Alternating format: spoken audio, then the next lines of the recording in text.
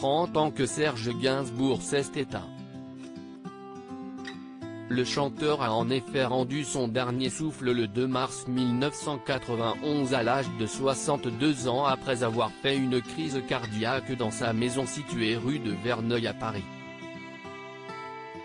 Les hommages pleuvent en cette journée si spéciale afin d'honorer la mémoire de ce monument de la chanson française. L'occasion de revenir sur quelques anecdotes qui ont marqué la carrière de la star, comme cette fois où il s'est vu refuser une chanson par une actrice française.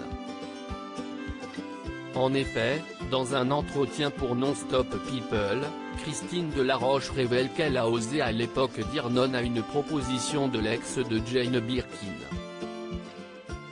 Ce dernier lui avait proposé une chanson qui n'a pas du tout emballé la comédienne de Un Monde Nouveau. « J'étais triste parce qu'en fait il m'a proposé une chansonnette, qui était sympa, La vie de Buffalo Bill, avec la rythmique des Stones a-t-elle raconté avec sarcasme avant d'ajouter, moi je pensais qu'il allait me faire la javanaise ou un truc comme ça et là non, La vie de Buffalo Bill ça m'a pas branché. » Elle a donc fait part de son refus au père de Charlotte Gainsbourg, qui ne l'a pas du tout mal pris, mais il a presque trouvé que j'avais raison a-t-elle plaisanté et de poursuivre, il était adorable, il m'a dit oui si est-il vrai que si est-il pas.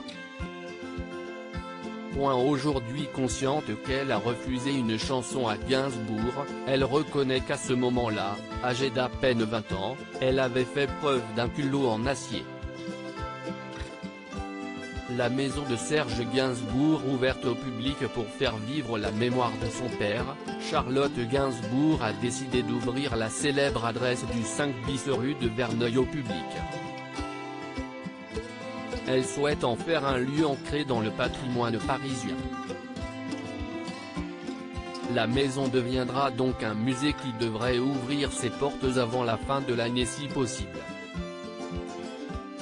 À l'intérieur, les visiteurs pourront y admirer des objets très personnels, notamment un buste de Jane Birkin au beau milieu d'un bordel très arrangé. Si est-il lui, sa personnalité, si est-il assez surprenant explique la chanteuse et actrice à la fin. On a l'image d'artistes qui sont dans des espaces immenses, luxueux. Là, si est plutôt modeste. Au départ, ce sont d'anciennes écuries, ce n'est pas haut de plafond, ce n'est pas l'appartement haussmannien par excellence. Il y a une cuisine minuscule,